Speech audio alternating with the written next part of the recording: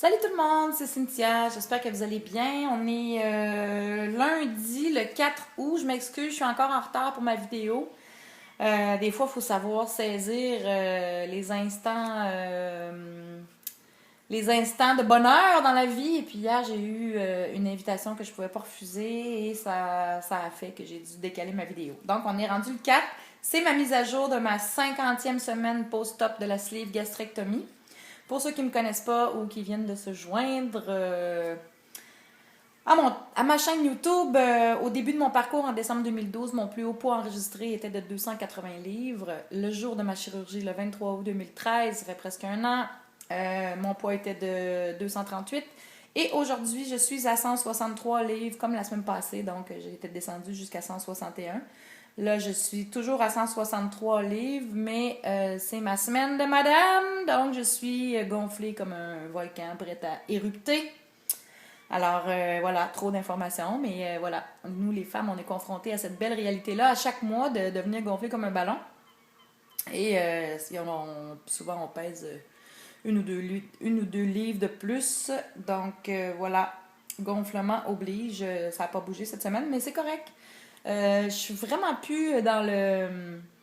Je suis plus préoccupée par la perte de poids. Je suis plus préoccupée dans le maintien de mes bonnes habitudes et de ne pas retourner vers mes anciennes habitudes. Ce qui est très facile en fait et ce qui arrive à beaucoup de gens, les gens qui perdent du poids, souvent quand ils arrivent à destination, quand ils arrivent à un poids santé, ils se disent ah ben là je suis arrivée donc je peux me faire plaisir maintenant. Danger, attention, c'est là où le vrai défi commence en fait, c'est quand on est rendu à la fin. Et puis que là, il faut maintenir ces habitudes-là à long terme à travers les obstacles de la vie, la réalité de la vie nous rattrape souvent, les activités sociales. On ne peut pas être toujours dans la discipline. Et puis des fois, si on ne maîtrise pas encore bien notre contrôle sur les aliments qui sont dangereux pour nous, ben, un peu comme l'alcoolique, c'est toujours dangereux de retomber dans... Ou le fumeur qui va décider de prendre juste une puff ou de fumer juste une cigarette. Ça fait 10 ans qu'il a arrêté de fumer, ça m'est déjà arrivé, je peux en parler. J'ai arrêté de fumer pendant 10 ans, à un moment donné, il y a longtemps. Puis à un moment donné, je suis dans un party d'amis, avec des amis, on est en train de manger, on est sur une terrasse, il fait beau, il fait soleil, la musique, c'est cool. Puis là, ben, il y a plusieurs de mes amis qui fument. Je dis, ah, donne-moi une puff pour le fun. Puis après, je dis, ah, donne-moi-en une. Et voilà, j'ai recommencé à fumer. Donc, faut jamais rien prendre pour acquis dans un parcours de perte de poids. Un obèse restera obèse toute sa vie, même une fois mince, comme un alcoolique demeure un alcoolique et comme un fumeur demeure un fumeur, même s'il fume plus, ça fait 20 ans. Donc, c'est ça. Moi, c'est vraiment de pas d'incruster, je cherche le bon mot, de cristalliser, c'est ça en tout cas. Bref, mon changement de style de vie, ça fait déjà quand même un peu plus qu'un an et demi. Ça va faire 2 ans en décembre que j'ai tout changé mes habitudes. Puis vraiment, le défi maintenant, c'est de rester dans cette ligne-là et de pas revenir en arrière et de pas se dire, tu commences à te permettre une petite chose, puis là, ça devient 2, puis ça devient 3. Donc, de vraiment essayer de rester en ligne avec mes objectifs, comme je le dis toujours. Donc, cette semaine, ça s'est quand même bien passé. C'est vraiment particulier parce que depuis quelques temps, tu sais, je vous l'ai déjà dit la semaine passée, il y a quelques semaines, le processus de perte de poids, là, ça se passe plus que dans l'assiette et dans l'exercice. C'est vraiment un ménage généralisé intérieur. Pour arriver à perdre du poids. En fait, il faut aller à la source de pourquoi on est devenu obèse. Pourquoi on est devenu obèse. Qu'est-ce qui nous a amené là? Qu'est-ce qui s'est passé à l'intérieur de nous pour qu'on arrive à engraisser? Parce que pour moi, là, l'obésité, dans 99% des cas, c'est le symptôme de d'autres choses liées aux émotions. On mange nos émotions. Pourquoi on mange nos émotions? Donc, c'est d'arriver à comprendre qu'est-ce qui nous a amené là pour être capable d'agir sur cette cause-là et de régler nos bobos, de guérir nos blessures. Et puis moi, je suis vraiment dans ce processus-là. C'est pour ça que ma perte de poids réussit. C'est pour ça que j'ai essayé pendant 20 et quelques années de maigrir avant dans ma vie et que j'ai jamais réussi parce que je voulais pas l'ouvrir, le couvert de la poubelle. des émotions et des blessures du passé, de mon enfance et tout ça. On traîne tous notre sac de blessures, on traîne toute notre grosse poubelle. Puis c'est pas facile de décider d'ouvrir le couvert puis de plonger dans nos vidanges jusque dans le fond, puis de les sortir un après l'autre. Donc, je suis dans ce processus-là. Ça va faire 2 ans à l'automne. En fait, ça fait plus longtemps que ça que c'est commencé, mais que je suis vraiment intensément dedans, là. Et il y a quelque chose, moi, que je ne faisais pas avant. Moi, j'étais quelqu'un qui pleurait jamais. J'étais quelqu'un qui se permettait pas de ressentir les émotions. Moi, j'étais une fille forte. Je le suis encore aujourd'hui. Je suis toujours une fille forte, mais pour réussir à perdre du poids, moi, je me suis rendu compte que mon obésité, mon surplus de poids, c'était une grosse carapace de protection. C'était une façon de me capitonner de l'extérieur, je pense. C'était une façon de gérer mes émotions. Je mangeais mes émotions pour pas les ressentir parce que j'étais quelqu'un qui pleurait pas. Moi, j'étais gênée de pleurer, j'étais gênée de montrer mes émotions. Dans mes relations aussi, moi, j'étais quelqu'un pour qui c'était très difficile. J'étais toujours à l'écoute de l'autre, toujours prête à faire beaucoup de sacrifices pour l'autre, mais moi, je me permettais pas d'exprimer quand ça allait pas ou de vraiment dire comment je me sentais. J'avais toujours pas une peur du jugement, mais je me le permettais juste pas. C'est comme si j'accordais toujours plus d'importance à l'autre qu'à moi-même. Et puis, je pense que c'est ça qui a fait que j'ai accumulé les couches de gras. Parce que quand on veut pas vivre ses émotions, il faut trouver une façon de substituer ça, de compenser ça. Puis moi, je pense que vraiment, c'est quelque chose qui a été significatif dans ma prise de poids. Depuis que je suis jeune, c'est ça. Tout ce que j'ai vécu de difficile, c'est comme non, non, non, non, non, t'es capable, go, go, go. Ça va aller, ça va aller. Puis c'est correct parce que dans le fond, je suis une personne qui a une grande capacité de résilience. C'est-à-dire que il va m'arriver des choses graves, puis je vais me relever rapidement, je vais me secouer, je vais me prendre en main, je vais me discipliner, puis je vais pas me laisser abattre. Sauf que moi, j'étais dans l'extrême de cette qualité-là qui fait que ben, je me permettais pas de vivre mes émotions, de vivre mes peines. C'était comme toujours go, go, go, go, go, non, non, non, ah ouais, go, go, go, go, go. Je me suis jamais donné le temps de faire des deuils. Donc, c'est ça. Alors, la gestion des émotions, c'est pas facile pour personne, je pense. Mais dans le cas des personnes qui souffrent d'obésité, je pense que c'est prédominant comme problème à différents niveaux. C'est pas nécessairement de la même façon. Il y en a que c'est ça. Mais souvent, c'est des blessures, c'est des difficultés à gérer tout ce qui est émotif. Donc, pour arriver à perdre du poids et à rester à un poids santé, malheureusement, il faut ouvrir cette poubelle-là et aller fouiller dedans et prendre chaque élément un par un et l'assumer, le digérer, l'accepter, vivre ses deuils.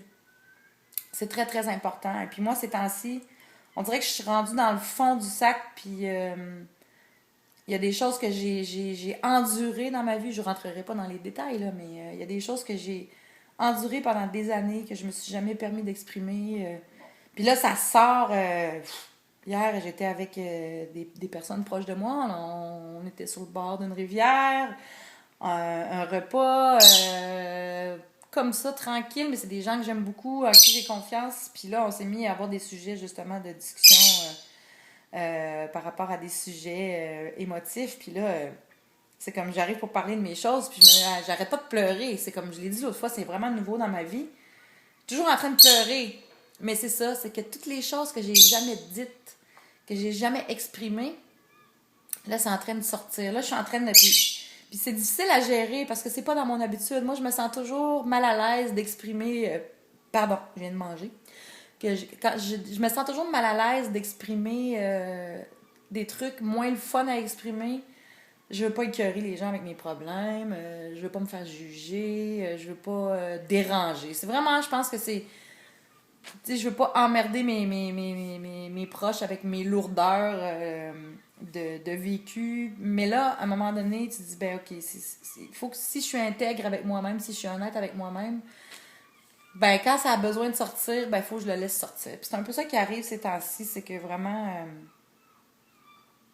je me retrouve dans des moments joyeux, puis à un moment donné, oups, il y a une conversation qui arrive, puis là, oups, il y a des choses qui montent, puis là, je me... je me mets à pleurer en parlant de mes affaires. Bref, c'est vraiment particulier. J'ai la larme très facile et c'est nouveau dans ma vie, et puis ça me déstabilise parce que ça me prend par surprise, souvent, vraiment, comme hier, ça m'a vraiment pris par surprise. Je m'attendais jamais d'avoir des conversations de ce genre-là. Puis c'est ça, mais c'est ça, je suis en train d'apprendre finalement à aller vivre ces émotions-là quand ils se présentent, puis à pas essayer de toujours les ravaler, puis les pousser dans le fond, les pousser au fond, puis de dire respire. Non. Les émotions, quand ils sont là, c'est pas pour rien. Faut les laisser. Il faut les laisser s'exprimer. Même si des fois on a peur de. On s'en fout, le jugement des autres et tout ça. Ben on s'en fout pas, mais c'est ça. Maintenant, il faut laisser sortir ce qui doit sortir. Et ça aide beaucoup à faire la paix avec ses blessures. Donc, je suis vraiment dans une période de ma vie où je fais la paix avec mes blessures du passé. Puis, c'est un peu particulier, mais ça fait du bien. Puis, je pense que c'était obligatoire dans mon processus pour arriver. Parce que moi, j'ai décidé de guérir de mon obésité. Et guérir de mon obésité, ça veut dire aussi guérir mes blessures du passé. Ça va ensemble. Si je veux plus manger mes émotions, ben, il faut que je les vive, mes émotions, que je les accepte, que je les vive, que je les assume. Il faut que je fasse mes deuils. Donc, c'est ça. Je suis vraiment comme rendue dans le fond de la poubelle, là. Je l'ai déjà dit. Mais c'est ça. Puis, il y a beaucoup de monde qui me demande aussi, tu sais, par rapport, parce que je parle souvent de faut apprendre à s'aimer, c'est pas facile apprendre à s'aimer. Tu sais, comme moi aujourd'hui, là, tu sais, je trouve que j'ai l'air pas mal maganée. Depuis quelques semaines, j'ai l'air maganée, je suis fatiguée. Puis c'est d'apprendre à s'aimer. Au-delà de ça, j'avais commencé une vidéo tantôt, puis je l'ai effacée parce que là, j'arrêtais pas d'excuser pourquoi j'avais l'air de ça. Je suis en train de parler de mon problème de deuil. Puis après ça, j'ai dit, voyons, pourquoi j'ai besoin de me justifier comme ça? C'est juste mon apparence actuelle, je suis fatiguée, puis bon, regarde, c'est pas grave, ça va passer. C'est sûr que j'aime pas ça me voir fatiguée comme ça. Mais en même temps, ça change pas qui je suis à l'intérieur. Puis c'est tabarouette qu'on a de la misère. Hein? J'ai beaucoup de conversations ces temps-ci avec des gens autour de moi parce que comme je parle beaucoup d'apprendre à s'aimer, j'ai beaucoup de questions. Comment on fait pour apprendre à s'aimer? Comment tu y arrives? T'sais? Puis comment tu arrives à changer ça? Ben, comme je le disais, il faut commencer par changer son discours intérieur avec soi-même, d'arrêter de se taper sa tête puis de commencer à apprécier les qualités qu'on a. Puis d'essayer d'arrêter de juste focusser sur nos défauts, puis de mettre en valeur ce qu'on a de plus beau. Puis tout le monde a quelque chose de beau. Tout le monde est unique. Cette unicité-là, moi j'aime la diversité, puis c'est la même chose avec l'image corporelle. La diversité corporelle aussi. On n'est pas obligé d'être toutes faites sur le même moule. On n'est pas obligé de tout avoir, tu sais, les critères de beauté, là, la petite checklist là, il faut fitter dans toutes les catégories. Il faut être en forme. Faut pas avoir de double menton, faut pas avoir l'air fatigué, faut que nos cheveux soient beaux, lisses et soyeux. Moi, oh boy, hein? En tout cas, mettons que si je fais la checklist aujourd'hui de ce qu'on doit avoir l'air, mon score sera pas fort. Puis c'est ça, moi j'ai décidé que j'apprenais à m'aimer, puis j'essaie de focusser sur les qualités intérieures que j'ai, les forces que j'ai. Et puis je me dis que si j'arrive à me trouver belle à l'intérieur, ça va se projeter à l'intérieur. Donc j'essaie de vraiment de cultiver ça et de faire grandir cet amour de moi-même à chaque jour. Pas toujours facile, mais c'est important. Puis ça aussi, c'est essentiel dans un parcours de perte de poids. Ça va avec, il faut apprendre à s'aimer. Puis il y a quelque chose que j'ai remarqué ces derniers temps, c'est que moi, avant, j'étais jamais chez nous. J'étais madame qui était toujours dans les trucs sociaux. J'avais besoin... C'était pas conscient, mais je pense que j'avais besoin des gens pour pas être face à moi-même à quelque part. J'étais quelqu'un qui était toujours dans 12 000 activités très sociales. Puis je suis en train de réaliser que maintenant, mes activités préférées, ce que j'aime le plus dans ma vie, c'est devenu des activités solitaires. Puis ça me surprend parce que n'importe qui me connaît, moi, mon surnom au secondaire, là, c'était le facteur. Parce que j'avais ma gang d'amis, mais j'étais amie avec toutes les autres gangs. J'avais un besoin de relations sociales, je m'en nourrissais. Puis je pense que justement, j'avais besoin d'aller chercher chez les autres l'attention puis l'amour que moi-même je me donnais pas. J'avais beaucoup besoin des autres, tout le temps. Je j'étais celle qui parlait fort. Je suis encore un peu comme ça, mais j'essaie d'arrêter, ben pas d'arrêter ça, mais j'essaie de plus avoir besoin d'aller chercher cette attention-là tout le temps autour de moi. Puis c'est ça, j'étais quelqu'un qui s'étourdissait dans les activités sociales, toujours avec d'autres mondes. Puis moi, un samedi soir, passer toute seule chez nous, là, écoute, ça, c'était la mort. Je pouvais pas. Et puis je me rends compte que dans les dernières, ben, depuis le début de mon processus, en fait, j'ai eu une perte d'emploi, j'ai eu une séparation très rapprochée. J'ai eu un bout très difficile. Mais ce bout-là, au lieu d'aller m'étourdir dans les relations sociales comme j'aurais fait avant, j'ai choisi de me connecter sur moi-même. J'ai choisi de rentrer à l'intérieur de moi-même, puis de m'accorder du temps. Puis ça aussi, dans une perte de poids, c'est important de s'accorder du temps. Puis être bien avec soi-même, s'aimer soi-même, ça finit par avoir comme résultat que on a de moins en moins besoin de toujours avoir des gens autour de nous. On devient bien avec soi-même, puis ça fait que la solitude n'existe plus. La solitude dans le sens de être toute seule, puis pas être bien toute seule, puis s'ennuyer, puis être triste, puis que ça devient lourd, puis on sait pas quoi faire de notre peau parce qu'on est seul, puis que c'est quelque chose de négatif. Moi, là, maintenant, être seule, bon, j'ai eu une petite période difficile récemment parce que, bon, j'ai mis fin à une relation toxique, puis ça a été le premier mois a été difficile, mais là, maintenant, vraiment, je me suis retrouvée moi-même et je me rends compte à quel point je suis bien en compagnie de moi-même, finalement. C'est un peu drôle à dire, là. Ça fait un peu égocentrique, mais je fais mes affaires, puis c'est comme... j'ai des moments, là, comme hier, tu sais, j'étais super contente d'être avec des gens que j'aime et tout ça, mais mon bien-être ne passe plus par quelqu'un d'autre ou par les autres. Mon bien-être part de moi, vraiment. Et puis ça, là, tabarouette, quand on arrive à goûter à ça, de s'aimer soi-même et d'être bien avec soi-même et de ne pas avoir besoin des autres pour être heureux, ben là, la vie est belle en tabarouette, là. Puis ça devrait être ça la norme, en fait, mais c'est difficile, et puis ça prend du temps à comprendre ça, puis à maîtriser ça, puis justement, tant qu'on s'aime pas soi-même, on peut pas comprendre comment les gens peuvent aimer être seuls et faire des activités seuls et être bien seuls. Moi, maintenant, je suis concentrée dans mon projet, ma musique. J'aime ça partir, aller marcher. Je suis rendue que je préfère aller marcher toute seule. Tu sais, avant, là, quand je me cherchais souvent des gens pour aller marcher, puis à un moment donné, je me suis rendu compte que si j'attendais après les gens, ben j'allais jamais rien faire. Donc, j'ai commencé à faire mes trucs tout seul, puis de m'accorder ce temps-là et puis de me permettre de m'occuper de moi. Mais aujourd'hui, j'aime mieux marcher tout seul parce que c'est mon moment de zénitude que j'appelle ça. C'est le moment où je me connecte à moi-même, où je m'oxygène le cerveau, où j'arrête de réfléchir des fois, où je suis en contact avec la nature. C'est vraiment, c'est ça. Donc, c'est important d'apprendre à s'aimer soi-même. Puis la façon de savoir quand on y arrive, ben c'est quand on arrive au moment où on se rend compte que on n'a pas besoin des autres tant que ça, finalement. C'est sûr qu'on aura toujours besoin des autres. On est tous connectés. On fait tous partie de l'univers. On est connectés avec la nature. On est connecté avec les gens autour de nous. Je veux pas dire de devenir antisociable, mais d'être bien quand on est seul.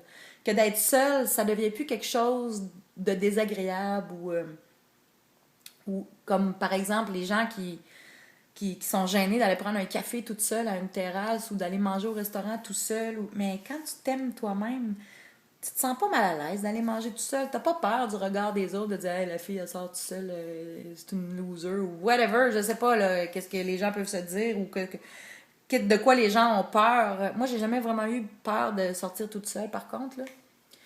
Mais c'est ça, d'apprendre à faire ces choses tout seul puis d'être bien avec soi. Moi j'aime ma propre compagnie maintenant parce que j'ai appris à m'aimer et puis c'est tellement le fun.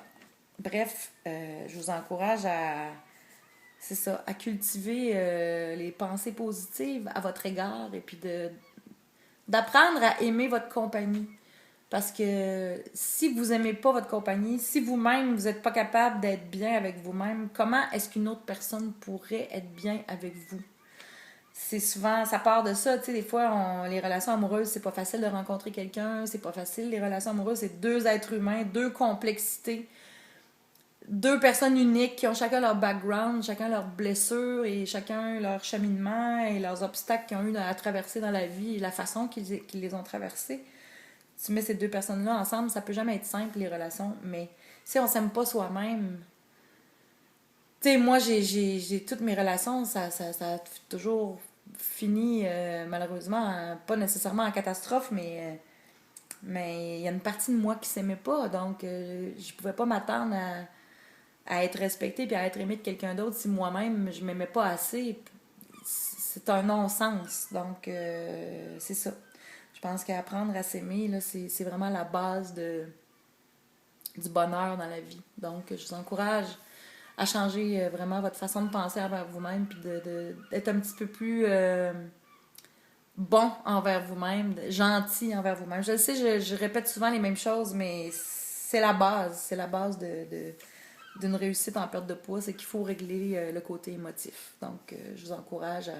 C'est important ce qu'on met dans l'assiette, c'est important de contrôler notre alimentation, c'est important de faire de l'exercice, mais derrière ça, tu sais, c'est un peu comme un voyage. Quand tu t'en vas en voyage, euh, je veux dire, si t'as pas pensé, par exemple, si tu veux aller faire une randonnée puis monter une montagne, ben, c'est pas juste de partir puis d'aller monter la montagne, hein. Il faut que tu penses de l'amener ta bouteille d'eau, puis il faut que tu ailles manger suffisamment pour avoir de l'énergie pour arriver en haut. Il faut que tu aies prévu de porter des bonnes chaussures. Peut-être il faut que tu aies prévu de t'amener une petite trousse de plaster, en cas que tu aurais des ampoules, une paire de bas de rechange.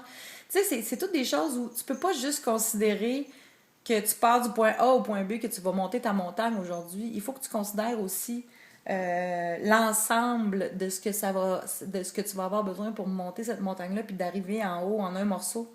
Et avec le sourire, tu sais. Donc, c'est un peu la même chose. La perte de poids, tu peux pas juste considérer les calories ou juste considérer l'exercice. Tu sais, il y en a beaucoup qui disent ah, perdre du poids, tout est dans l'exercice. Non. C'est important l'exercice, mais perdre du poids, c'est ça qui fait que les gens souvent n'arrivent pas à destination, c'est qu'on considère juste un élément ou deux éléments, alors que c'est tout un processus qui touche beaucoup, beaucoup, beaucoup d'aspects de nous. Et les émotions, là, on peut pas passer à côté. Si vous n'êtes pas prêt à ouvrir le couvert de votre poubelle et d'aller régler vos problèmes émotifs, ça donne rien de vous mettre au régime. Oui, vous allez peut-être maigrir, mais ça va faire son temps et ça va vous rattraper assez vite. Parce que les émotions qui sont pas, les problèmes émotifs qui sont pas réglés vont faire que vous allez revenir à manger compulsivement, à combler votre vide, à manger vos émotions et à combler ce que vous avez à combler par la nourriture. Donc, moi, je vous encourage. C'est pas obligé d'être drastique, c'est des petits changements, puis ça commence par bien se parler à nous-mêmes dans notre tête. Alors, déjà, ça, c'est un grand, grand pas vers le positif, vers la réussite, vers l'amour de soi. Donc, je vous encourage vraiment. Alors, ça fait 23 minutes que je parle, les amis. Est-ce que j'ai tout dit ce que je voulais dire, moi qui n'arrête jamais de parler? Mais je pense que c'est pas mal ça pour cette semaine. Alors, sur ça, je vais aller faire ma petite pratique de batterie. Après ça, je m'en vais marcher. Avec ma tante que j'adore, on s'en va marcher. On va faire le sentier du littoral. Je pense que c'est 10 km aller-retour. Donc, je vais aller passer mon mal de ventre à marcher. Ça va me faire du bien. Alors, je vous souhaite une bonne journée, les copains. Bonne semaine. Moi, je suis en congé aujourd'hui. C'est mon dimanche, en fait. Mon dimanche, c'est le lundi, alors que tout le monde est retourné. C'est le fun parce que il y a moins de monde un peu partout, donc tout est plus facile d'accès comparé au week-end. Donc, j'haïs pas ça. Alors, je vous souhaite une bonne semaine. Désolée encore pour le retard. Merci à tous mes nouveaux abonnés. Je suis rendue à 1200 et quelques, 1220 et quelques. Ça monte de plus en plus chaque semaine. Merci d'être là. Merci de me suivre. Je vous le dis tout le temps. Vous êtes important dans mon parcours. Vos encouragements, c'est mon carburant. Et puis, ça me motive pour continuer, pour jamais lâcher, jamais abandonner. Donc, c'est ça. Il faut se choisir et s'aimer assez pour arriver à destination. Donc, merci, merci, merci. Vos messages me font le plus grand bien. Ça me touche, ça me va droit au cœur. Et merci vraiment de me suivre et d'être là à chaque semaine, à écouter mon blabla. Et puis à me dire que vous aimez mon blabla. Je trouve ça vraiment le fun. Les gens qui m'écrivent pour me dire que je les aide, que je les inspire. Il y en a qui ont décidé de se prendre en main parce qu'ils me suivent. Puis ça leur a donné le goût de changer plein de choses dans leur vie. Puis ça, vraiment, ça n'a pas de prix. C'est comme c'est comme si j'avais un salaire. Tu sais, c'est un salaire d'amour. Donc, merci vraiment, vraiment d'être là. C'est fantastique. Je sais pas si mon parcours serait pas la même chose sans vous. Puis c'est important que vous le sachiez. On se connaît pas personnellement, mais vous faites partie de ma vie et puis je vous adore. Alors, faites attention à vous autres. Bonne semaine. Je vous embrasse et puis on se voit. Comme si on allait prendre un café ensemble, bien que ce serait le fun à un moment donné. Mais c'est ça. À ma prochaine mise à jour. Bonne semaine tout le monde. Ciao!